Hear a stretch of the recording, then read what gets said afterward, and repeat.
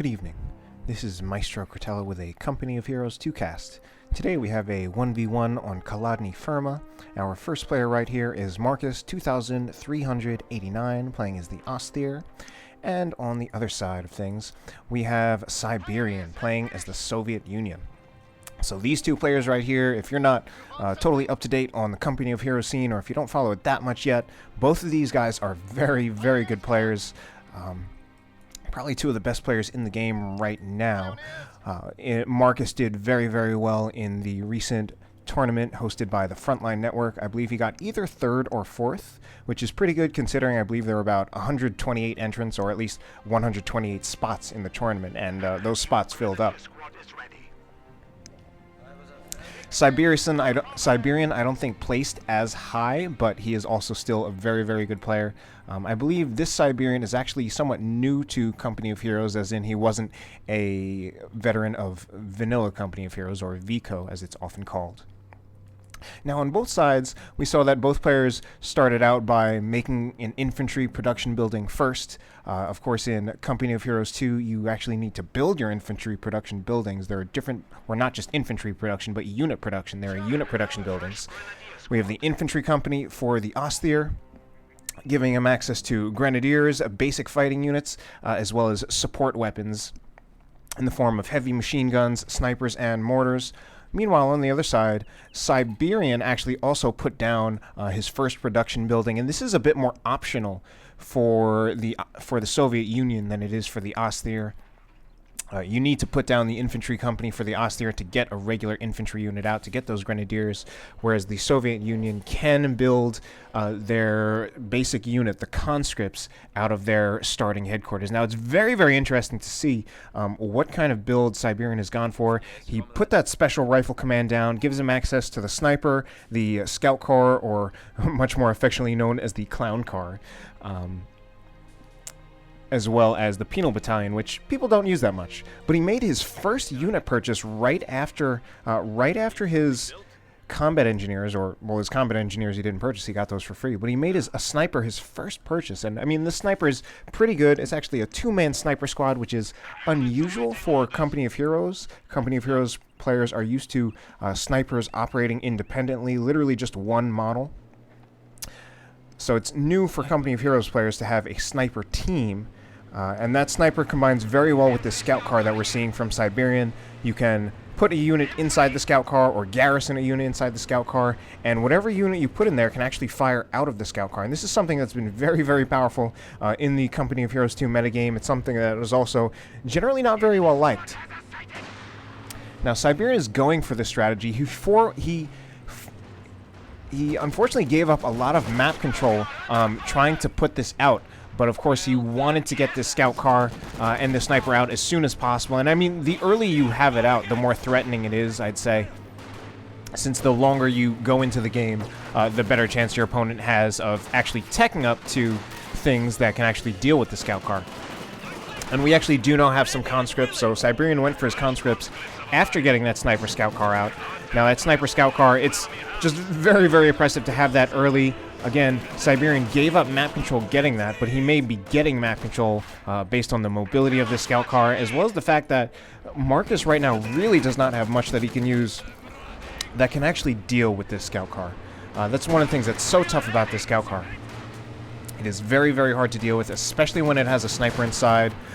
Good players will just really keep it at roughly maximum range. It's hard to tell exactly what the maximum range is, but as it is, we see the scout car is probably going to kill this grenadier squad, and that is really a big part of the power of that scout car, and he did just wipe it out. There are a lot of strange things that happen on retreat if you path block units with a vehicle. They will basically just kind of stop a little bit, and it really screws things up, and it's the best way you can kill things on retreat in this game. Of course, there is no melee, so you don't have that kind of heavy punishment on retreat, but people have found their own kind of heavy retreat punishment, mainly in the form of this scout car. You can also put engineers inside the scout car with a flamethrower, which is very, very popular as well. Very, very difficult to deal with, and also very good for killing things on retreat. And another thing that is very popular for putting inside the scout car are the Guard Rifles Elite Infantry that come as a doctrine-specific call-in unit. since they have anti-tank rifles, very good against other light vehicles, makes this scout car very good for chasing down German scout cars as well as German half-tracks. And we see that at this point, Siberian has roughly made it back on map control. Yeah, I'd say he's actually pulling even and will probably eventually pull ahead. He even went for a bit of a cutoff over here. There's something very, very interesting in this game that does not exist in Dawn of War 2, which is the concept of cutting your opponent off of their resources. All of your territories need to be connected in order to get all of your resource income from the territories. If you have points but they're not connected to your already existing territory, you will not get those resources. So if you go for a cutoff, which is going for a resource point that is very, very close to your opponent's base, you can very quickly make it so that they are having a huge loss of resources where they just aren't getting resources from all the points they already have. Now we see a scout car out from Marcus. It has already been upgraded with a 2cm autocannon upgrade, or upgunning as it's called generally in Company of Heroes. That's generally just what people call it when you have a vehicle and you give it a different gun. I shouldn't say a better gun. Since the 2cm autocannon on this scout car is not a straight upgrade. And wow, that scout car went down, I guess just from that those conscripts chasing it. Especially in the case of that German scout car. You put that 2cm autocannon on it for light anti-vehicle capabilities, but when you actually put that 2cm autocannon on it, it actually becomes worse as anti-infantry, which is pretty sad. It's not even that dominating against infantry in its vanilla form, but the interesting thing is that sometimes you don't even have to put that autocannon on, because it can actually function decently against Soviet scout cars, even just with its starting MG42 machine gun. And there definitely have been times when I've seen players actually take out Soviet scout cars just using unupgraded German scout cars. So we have another sniper out for Siberian. He's got a one-man sniper squad down to one model inside this scout car, being extremely... I mean, he's just backing up as the Grenadiers are trying to approach. And, of course, in this game, much like in Dawn of War or the original Company of Heroes, whenever those snipers generally, in this game, they always kill in one shot. And whenever that happens, they are just instantly bleeding. Wow, a sniper already just died right there. There was a sniper inside that scout car. The scout car went down, and then the sniper died as well, which that was actually kind of unexpected, considering usually units will still be alive even after the scout car explodes. But I guess right there, that sniper was just at so low health that it took some additional fire after the scout car was destroyed, and it just died.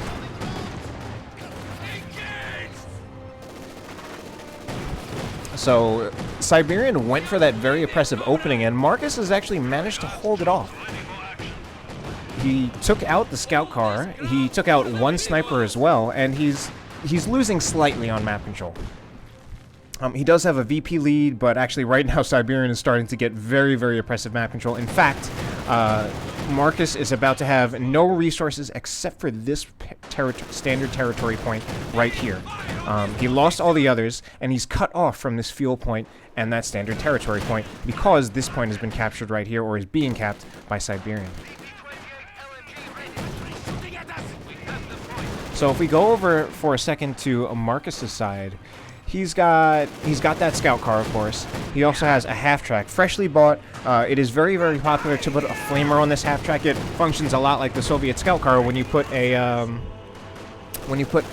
combat engineer with a flamethrower inside of it. It's very, very good. Flamethrowers in general are very, very good in Company of Heroes 2. It is, of course, area of effect damage, and it's actually very powerful. Ooh, this is really going to be bad. The engine has been damaged of this half-track, and it looks like these guard rifles are about to go right in there. They're walking right up there. They're going into, like, melee range, even though there's no melee in this game. But they might be in a little bit of trouble. A grenade has been thrown on the guard rifles, and there are some Panzer Grenadiers out of there from Siberian. I mean, not Siberian from Marcus, but his Panzer Grenadiers are also losing a lot of models. So now Siberian is being really, really oppressive, even after he lost his scout car.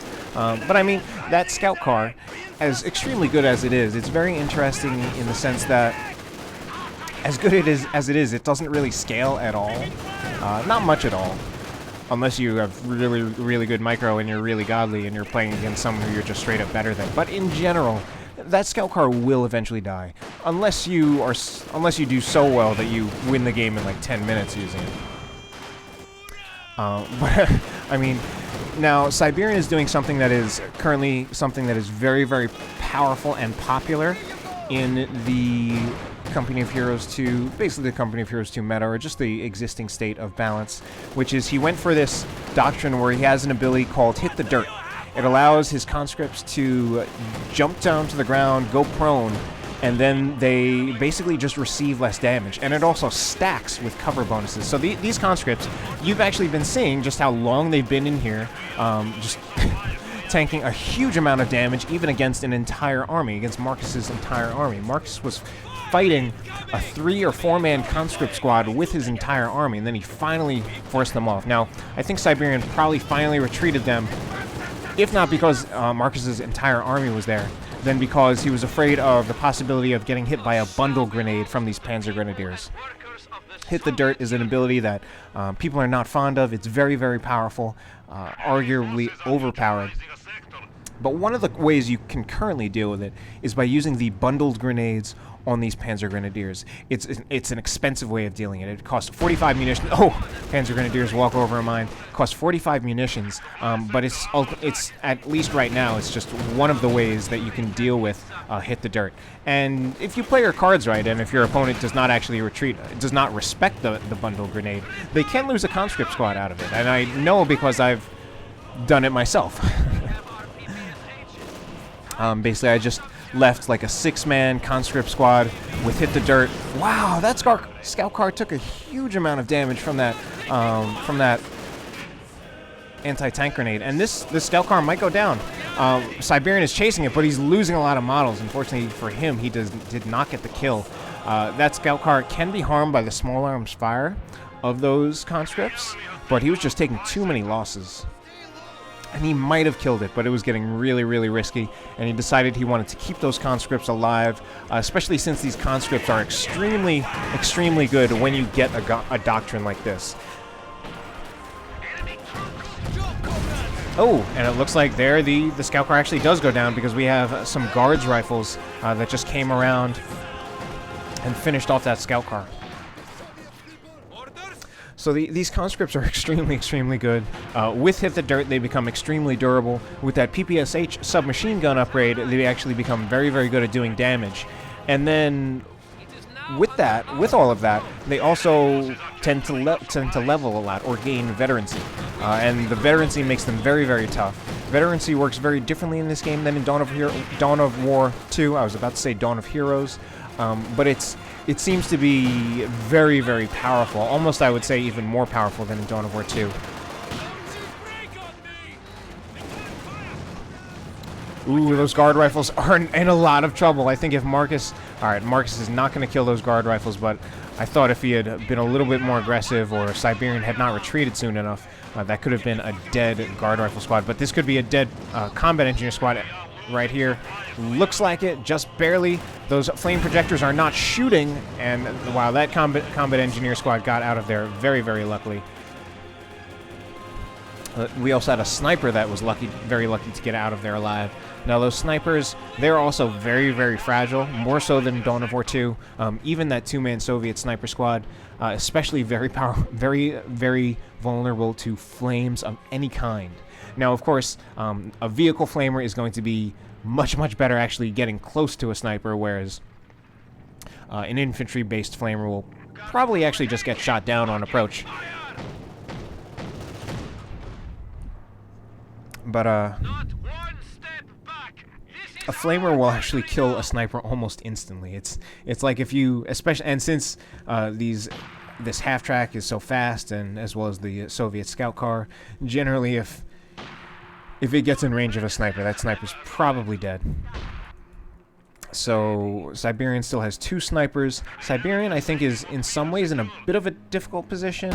He has not built another production building, so he does not have any vehicles or tanks of his own. He also does not even yet have access to them because he doesn't have the tech buildings.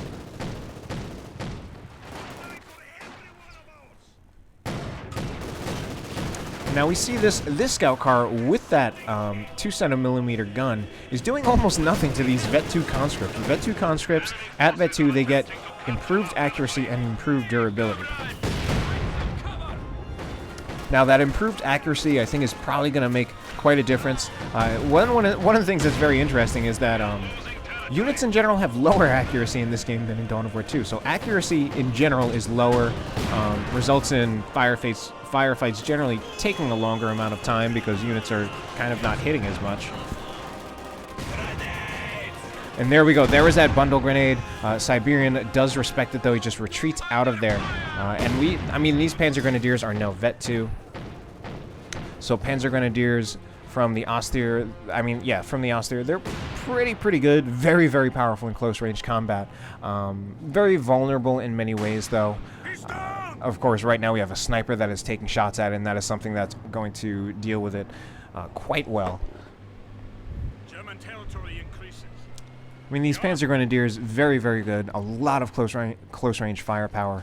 I would say maybe not as good as the... Oh no, this sniper's dead. Yeah, that's got to be a dead sniper. Just one more flame. Wow. Okay, no, I thought Siberian was actually going to get that sniper out of there alive. This half-track has been buttoned. So that's an ability from the guard rifles. Once they upgrade to DP light machine guns, they gain the ability to button. And that is basically a snare. Snaring is different in this game. Basically, that button from the guard rifles is probably the only on-command snare that exists in this game. The only Dawn of War 2 style snare. Otherwise, you have all of those damaged engine vehicle criticals, which... It's different. It's something that's definitely very different about Company of Heroes in general, both games, compared to Dawn of War 2. Dawn of War 2 does not have, vehicles do not get damaged engines, but there's a lot more on-command snaring, such as that button ability. And there are pros and cons either way.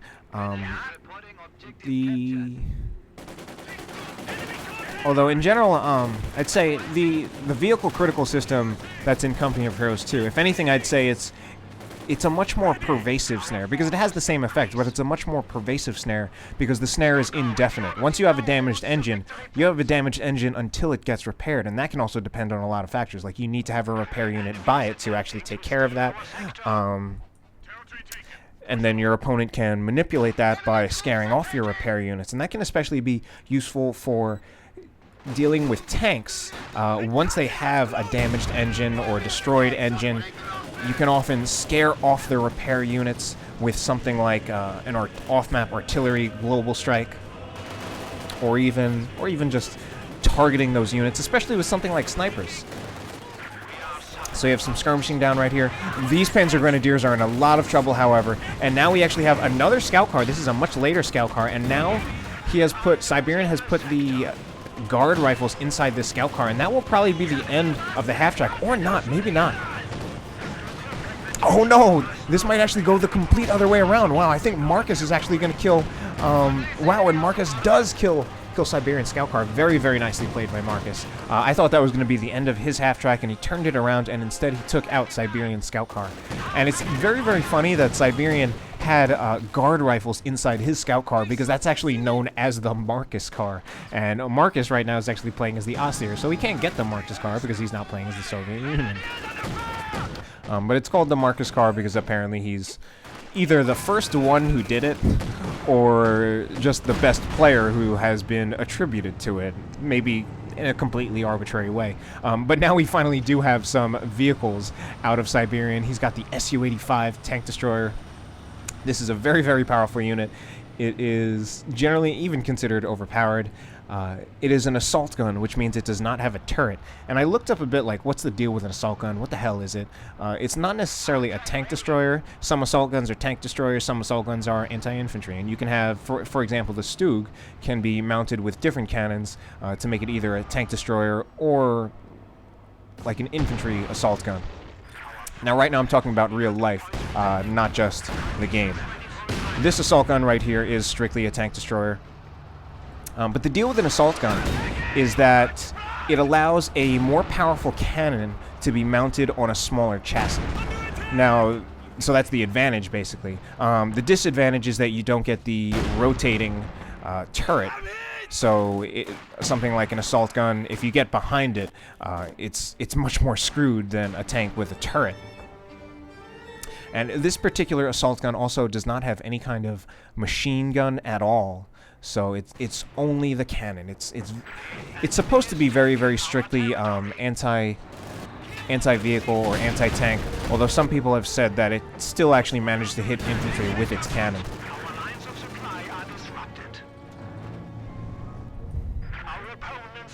But this Su-85 is generally one of the best vehicles that the Soviet Union has, and generally their best source of anti-tank. They have a very interesting choice of vehicles, and it's something I've been looking at lately. And you can either go for that the Tank Battalion Command, which has access to a bunch of lighter and medium vehicles that aren't very effective as anti-tank. Or you can go for that mechanized armor camp, which has this Su-85 as well as the Su-76, and those are both assault guns with no machine guns. So you get like sort of relatively limited anti-infantry capabilities out of the armor from the mechanized armor camp, whereas you get relatively limited anti-tank abilities from the armor out of the Tank Battalion Command. So it actually seems to be pretty specialized.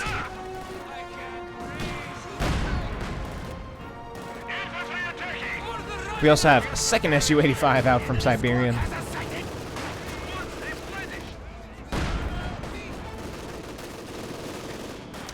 We have a machine gunner in the building from Marcus, but this building is nearly dead.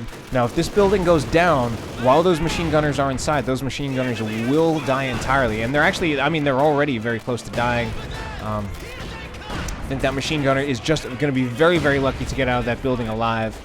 Meanwhile, we have Panzer Grenadiers running up very close, scared off a sniper, but get down to 2 models.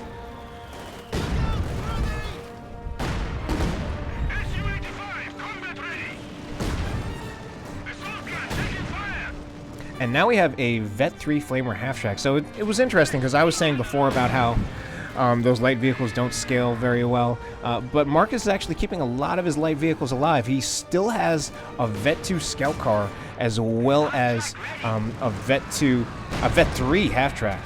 So he's kept them alive very late, and now he has a much bigger vehicle in the form of this Tiger tank. So that Tiger tank is very, very powerful. Needs to be careful about these Su-85s, though. Now that Tiger is pretty powerful, although people have been saying that it's not really that good, and it is expensive, and you do need to wait a pretty long time to get the resources to actually put it out on the field. And meanwhile, while you're waiting for those resources, you could be doing something like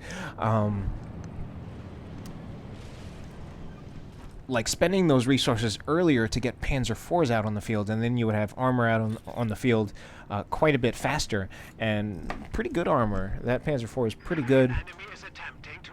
Now, as it is, Marcus is actually, he hasn't even built either the support armor core or the heavy Panzer Corps.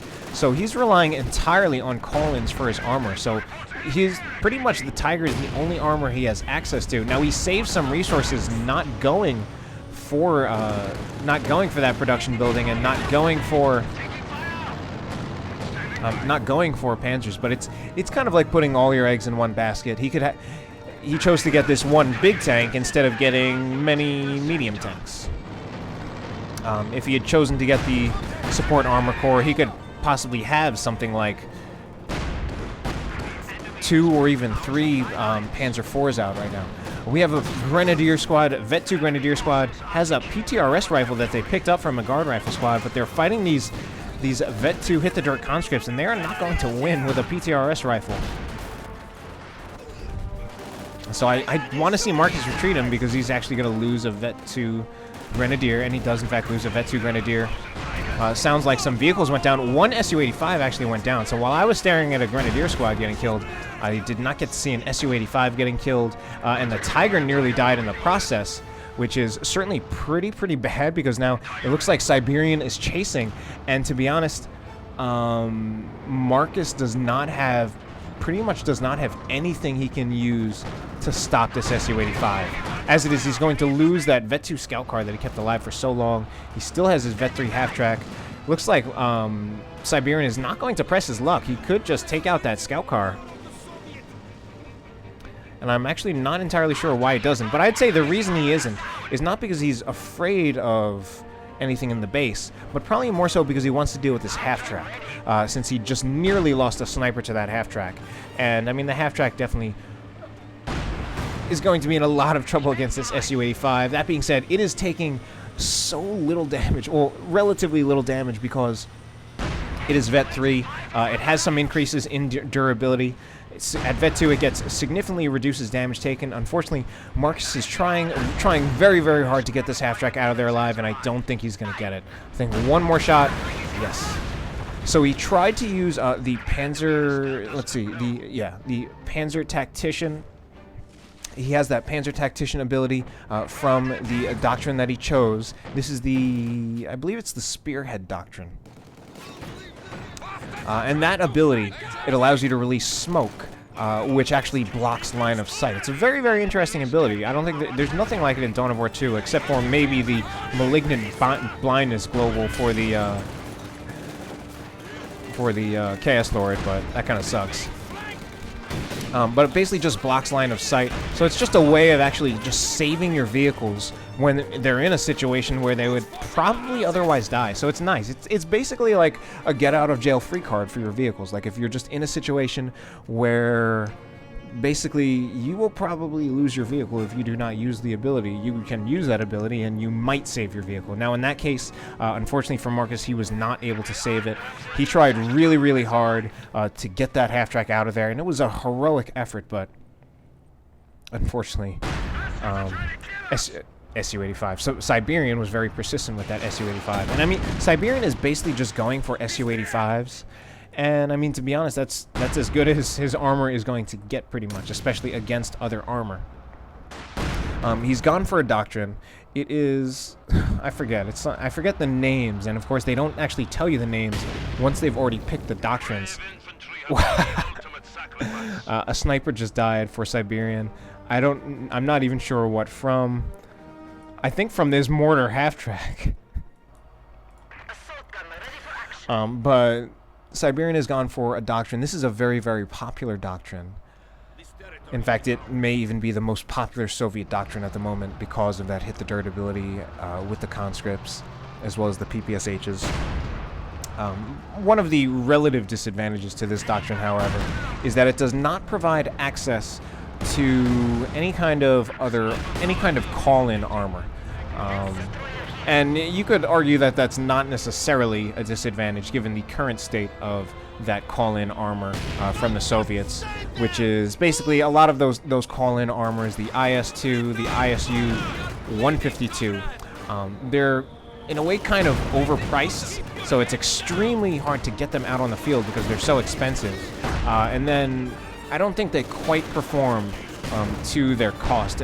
In general, particularly the IS-2, people in general have been rather disappointed with the performance of the IS-2.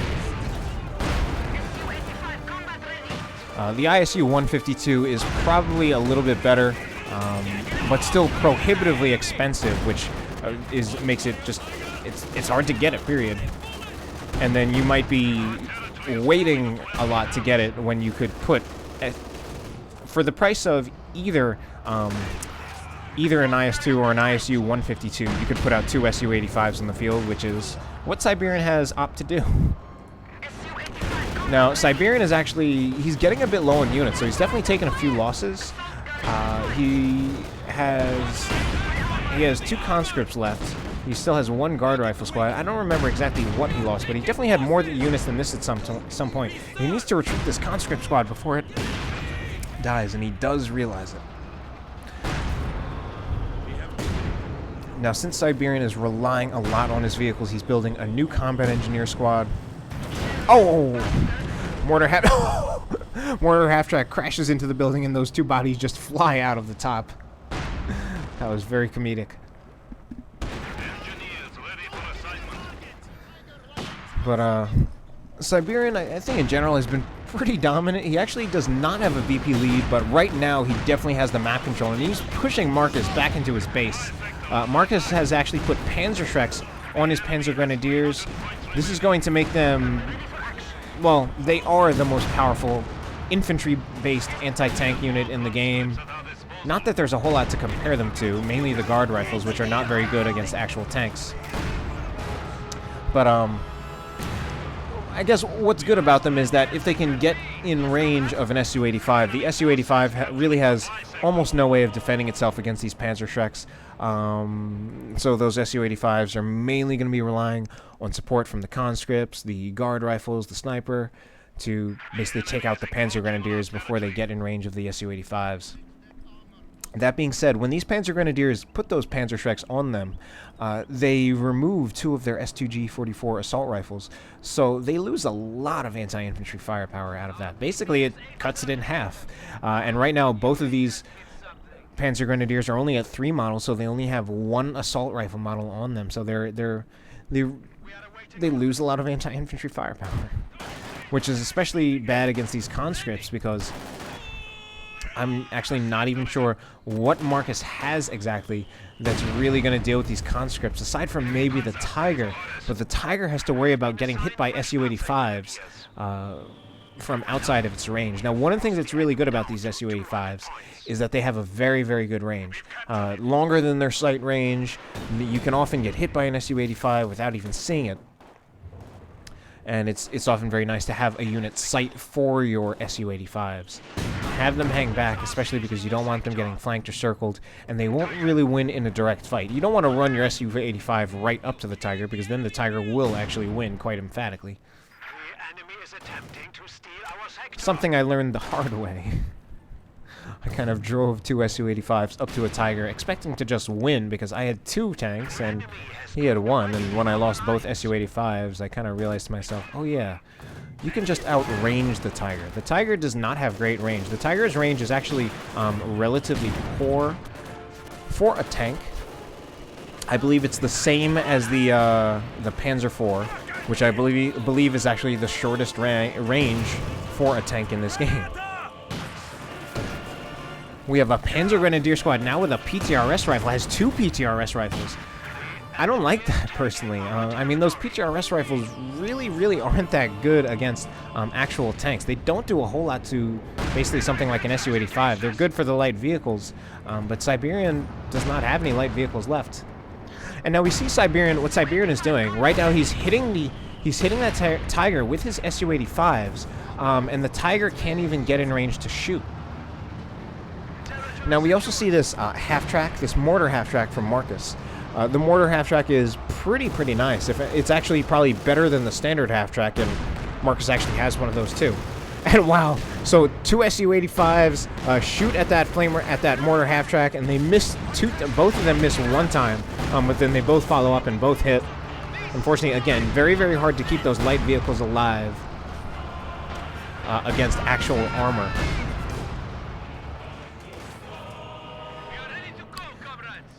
Now, Siberian is also being very impressive in part because he really has the superior infantry. Basically, he now has these Vet 3 conscripts, and these Vet 3 conscripts are just going to be absolutely beastly. He also has a fresh conscript squad. Let's actually take a look. I mean, the Vet 3 conscripts, they only have 7 and 10 kills respectively, but a lot of that has to do with the fact that you don't get experience just for kills in this game. You actually get experience for doing damage as well. And when they have those PPSHs, they do a lot of damage. So it's also very strange. It really feels like, in general, Siberian is really just on the winning end of things. But right now, Marcus still has more VPs. It's a double cap for Siberian, but Marcus still has a VP lead. We have a machine gun out from Marcus. I feel like this is a relatively late machine gun. I haven't actually seen it that much, and it's getting sniped by that sniper. Now these Panzer Grenadiers are trying to chase after the Su-85, but they're just going to get intercepted by these Vet 3 conscripts, and that's just a losing battle for them by a huge margin. Maybe with their MP44s if they had all 4 of them, but I mean, even then, these are 2 Vet 3 conscripts. And we have a building going down right there. So these Vet 3 conscripts, they get 2 increases in durability. So with Vet 2 and Vet 3, they get an increase in durability, and then Vet 2 also increases accuracy.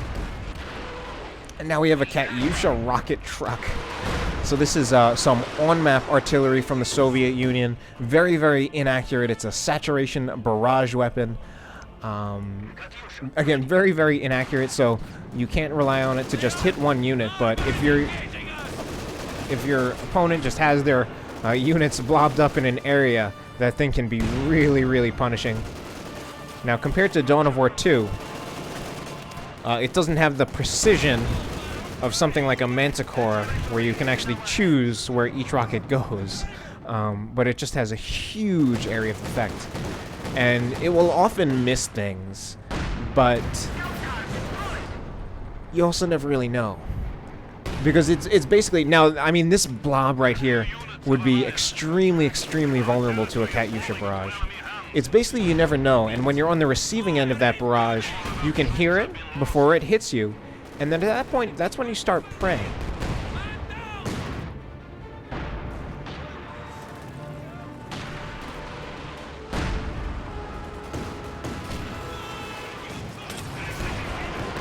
And I mean, there we see it. And I mean, Marcus is just kind of retreating out of there, and now he obviously does not take many losses when he just retreats out of there like that, but I mean, the obvious thing he gives up, if you keep up with some of the ways that I think, as well as just if you're kind of savvy to the way these Relic RTSs work, is if you're getting your opponent to retreat almost all of his units, you're getting field presence. You're getting massive field presence because your opponent just took all of his units off the field. And Marcus literally has almost nothing on the field, basically just this Tiger roaming around, which has sadly been very, very impotent. It's reduced to going around to the sides sneakily, and it got engine damage from these conscripts. And now, wow, it looks like Siberian was ready.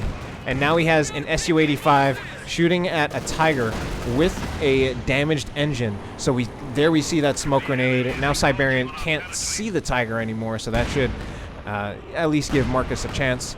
But, I mean, Siberian is being very, very aggressive with that Su-85, and he may even know that it's not like Marcus has any other tanks. He doesn't have much in terms of other anti-tank. I mean, if we look, Marcus doesn't have... He's basically relying on infantry-based anti-tank, and it hasn't been very effective. It really hasn't, unfortunately for him. Now, he could get a pack anti-tank gun. One of the disadvantages to that is that would be very, very vulnerable to artillery, such as that Katyusha rocket truck. Unfortunately for Marcus, it looks like Siberian is tightening his grip, or whatever that expression is. Something about like... Something like with a vice, maybe. Or just tightening your grip. We'll just pretend like Siberian has his arms around Marcus's throat, metaphorically or figuratively, poetically, lyrically, whatever. Anyway, Marcus is about to lose a heavy machine gun team, I think. And we have some Panzer Grenadiers that are getting very close. Might take out a Vet 2 Su-85, but frankly, not that it matters much at this point. Not with Siberian now having 3 Su-85s. Even if he does lose that one Su-85, which he won't, it's not even a big deal at this point. He's probably about to win the game. Marcus is really low on VPs now. It is a triple cap against Marcus, and I mean, in general, the VPs go down. They tick down so slowly in this game, to be honest. After Dawn of War 2, the VPs just tick down so slowly. But when you have a triple cap against you, you still can't really screw with that. Like, you can't wait around, basically. You need to get something, you need to at least get one point to at least slow them down. Because the VPs go down so slowly when it's a 2-to-1 cap, which is generally the standard as far as, you know, the capping in this game. Usually it's going to be a 2-to-1 cap. I would say the majority of the time in these games, it will be a 2-to-1 cap for someone. And there are all sorts of variations, such as a 2-to-0 cap, a 1-to-0 cap, a 1-to-1 cap, and of course there is that triple cap. but it looks like Siberian has just really pressed his advantage now. Siberian, I believe, is supposed to... Oh, Marcus has no units left. Siberian is supposed to be a very, very good player. I mean, both of these guys are two of the best players around right now, but Siberian is... I believe he's supposed to be, like, exceptional. Well, I don't know. It's just difficult to say because both these guys are very, very good. Both are exceptionally good. And I feel like I want to say Siberian is, like... really, really good. Like, he's like really, really beastly, and I mean that as in a sense of like a possibly like a top, possibly like a top 5, maybe even higher, but I'm not sure. I know he didn't place top. He definitely didn't place top 4 in the Frontline Network's recent tournament, whereas Marcus actually got like 3rd or 4th. But I mean that can depend on a whole lot of things. It just depends a lot on just how the bracket was made and how things turned out, who beat who. And the Tiger actually being very aggressive. It's actually using his Blitzkrieg ability to make it move faster at vet 1. Allows it to drive really, really fast. And I don't know, Marcus is just trying to be aggressive with it and actually make it do something. Unfortunately for him, I think he's just going to lose it without even taking out an Su-85. Maybe he'll take out one. He'll take out this one right here. Maybe. It would be really nice to see him at least take out an Su-85. But I don't think he's going to do it. Oh, that's really sad. So, I mean, sadly, that Tiger did not do a whole lot.